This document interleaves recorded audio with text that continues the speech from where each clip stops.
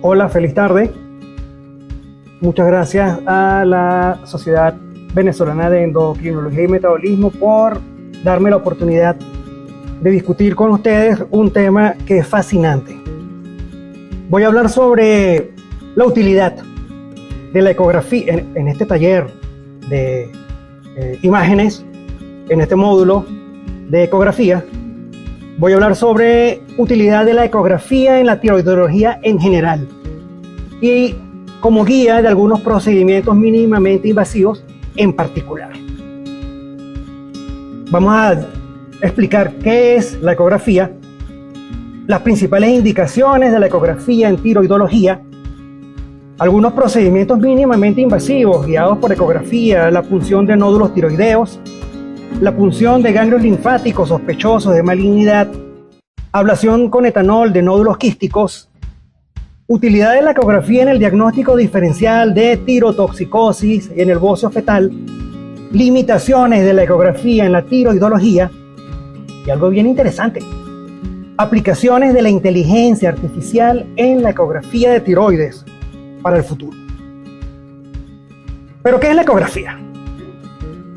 Todo equipo de ecografía tiene uno o varios transductores y todos los transductores tienen múltiples cristales piezoeléctricos.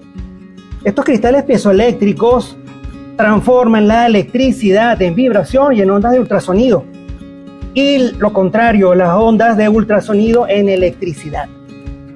Estas ondas de ultrasonido, cuando atraviesan los diferentes tejidos y las diferentes interfaces de los tejidos, son procesados por la computadora del equipo y convierten la información recibida en una imagen en escala de grises estática. Y esa sucesión de imágenes estáticas le dan una apariencia de movilidad a los estudios ecográficos que nosotros realizamos.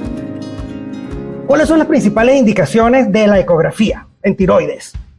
Cuando vamos a evaluar un nódulo tiroideo palpable, o cuando vamos a evaluar nódulos que son pequeños o posteriores y que no son palpables, también en bocio, en incidentalomas tiroideos, imágenes incidentales de otros estudios, o cuando tenemos síntomas compresivos en cuello. Pero en la investigación del cáncer de tiroides se amplían mucho las indicaciones de la ecografía. La podemos utilizar como extensión del examen físico inicial de la tiroides, en la identificación de nódulos que no son palpables, ya lo comenté. La doctora Troncone acaba de hablar magistralmente sobre los rasgos ecográficos que son sospechosos de malignidad y por consiguiente la ecografía nos puede ayudar a diferenciar entre estas lesiones tiroideas benignas y malignas desde el punto de vista ecográfico. También nos permite evaluar la extensión tumoral extratiroidea en caso de aquellos tumores de tiroides que se salieron de la cápsula. Nos pueden ayudar a evaluar linfadenopatías del cuello, ganglios linfáticos sospechosos en el estadio preoperatorio del cáncer de tiroides como guía de algunos procedimientos mínimamente invasivos, ya veremos uno de ellos, facilitar la localización intraoperatoria y la resección del cáncer tiroideo inicial y recurrente y en la vigilancia postoperatoria del cáncer tiroideo recurrente. Entonces ya la doctora explicó cómo seleccionar los nódulos que van para la punción.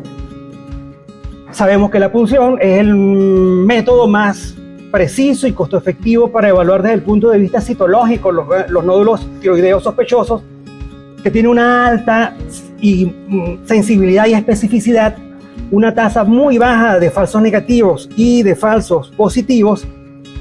Y la utilidad de la ecografía en la punción es que está indicada la guía ecográfica de la punción de los nódulos cuando estos son predominantemente sólidos o cuando son ecomixtos y el componente quístico es mayor del 25%. Entonces, la ecografía en la realización de la punción de los nódulos tiroideos es extraordinariamente importante. Primero, porque me permite seleccionar el nódulo. Yo también debo seleccionar el abordaje, eje largo versus eje corto, en caso de que sea en eje largo, si es en sentido cefalocaudal, caudocefálico, transísmico, lateromedial. si hago esa punción con aspiración o sin aspiración, para vigilar el trayecto de la aguja, es fundamental la ecografía.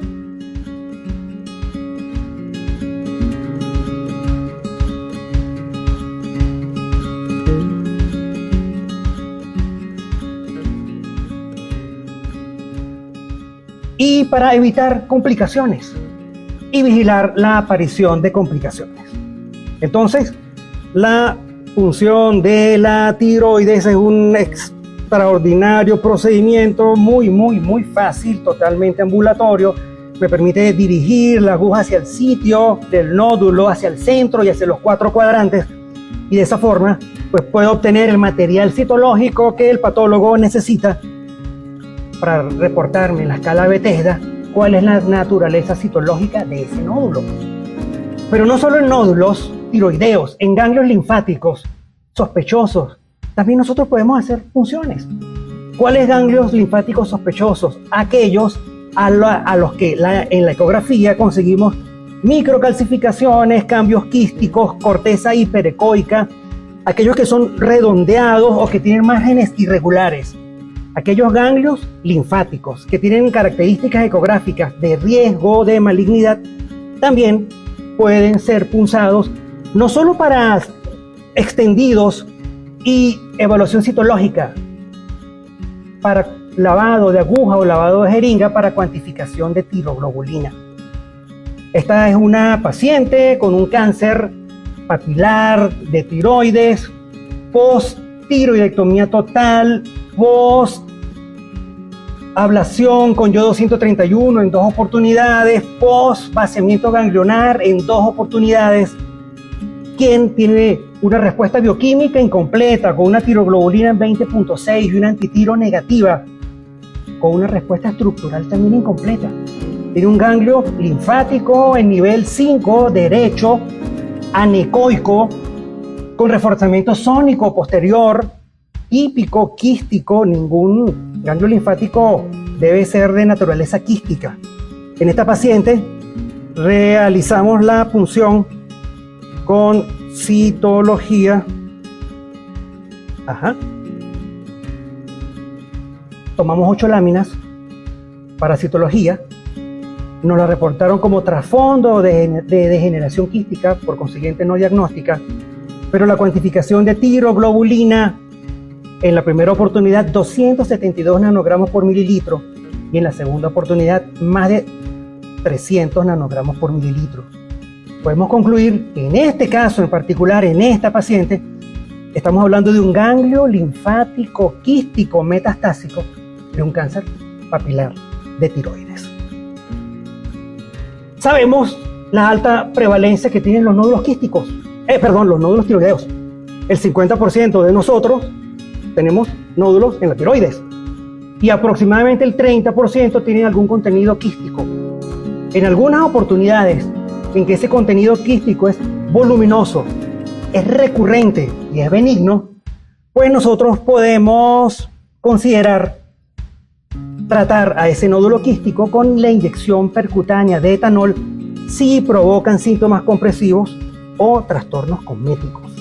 También en la ablación con etanol de nódulos quísticos la ecografía es fundamental. Primero porque me permite calcular el volumen del quiste. De eso depende la logística y el material que voy a utilizar. Me permite seleccionar el abordaje. En este caso siempre es en eje largo. Cefalocaudal, caudocefálico, transísmico, lateromedial. Me permite guiar el drenaje. Me permite realizar punción dirigida al componente sólido si lo tuviese. Y me permite también guiar la inyección del etanol. Además, la guía ecográfica me permite, aquí estamos drenando un nódulo quístico de 120 cc del servicio. Observen cómo se extrae. En este momento se está inyectando el etanol. Vean cómo se observa en la pantalla la instilación del etanol. Y la ecografía, además, me permite evitar complicaciones y monitorizar las complicaciones posterior a la ablación con etanol de nódulo quístico. Una de las más frecuentes es la presencia del hematoma intraquístico. Pero hay otras utilidades de la ecografía.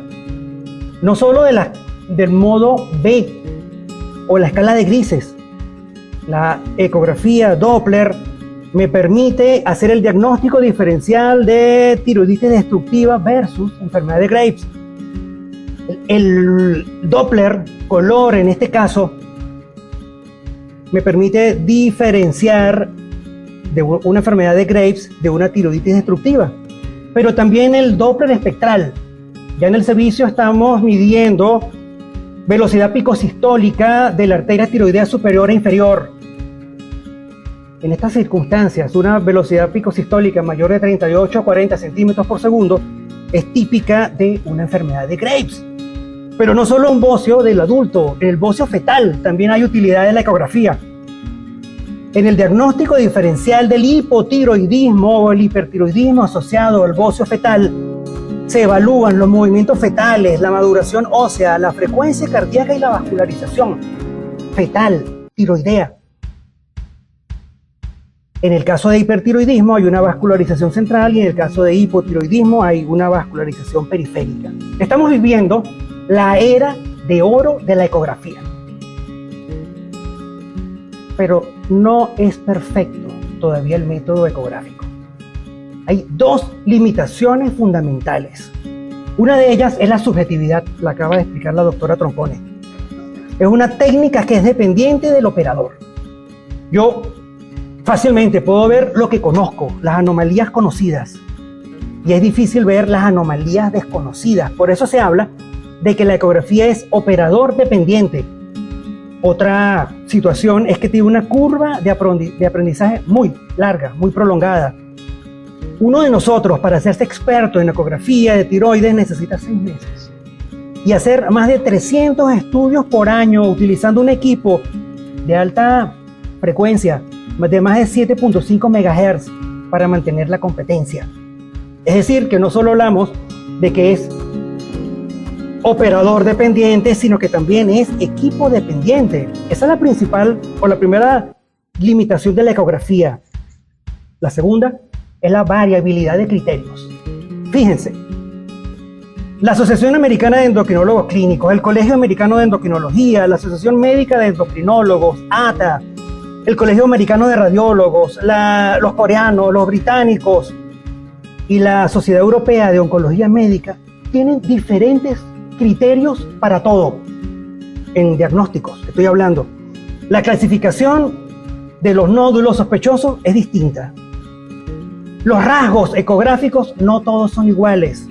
Hasta el diagnóstico ecográfico de metástasis linfática no es igual. Y las indicaciones para punzar los nódulos también es diferente. Estamos hablando de variabilidad de criterios. Esta subjetividad que les acabo de comentar y la variabilidad de criterios hace que sea difícil el análisis de los datos, el procesamiento de los datos y la implementación de estándares para el futuro. Así que se está buscando para el futuro posiblemente incorporar la inteligencia artificial asociada a la ecografía. ¿De qué estamos hablando? Ciencias de la computación.